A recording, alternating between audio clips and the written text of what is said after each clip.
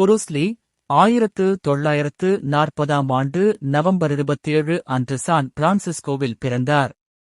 குழந்தை பருவத்தில் ஹாங்காங்கில் வளர்ந்த இவர் இளம் வயதிலேயே தற்காப்பு கலைகளில் ஆர்வம் காட்டினார். விங்சுன் குங்ஃபூ கலையில் இப் மேன் என்பவரிடம் பயிற்சி பெற்றார்.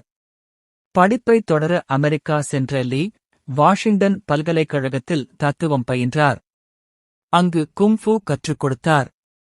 தற்காப்பு கலையின் பல அம்சங்களை இணைத்து ஜீத் குன் டோ என்ற ஒரு புதிய பாணியை உருவாக்கினார். இது இவரது தனித்துவத்தை நிலைநிறுத்தியது. The Big Boss, Fist of Fury மற்றும் உலக புகழ்பெற்ற எண்டர் தி டிராகன் போன்ற திரைப்படங்கள் இவரை உலகளாவிய சூப்பர் ஸ்டாராக மாற்றின.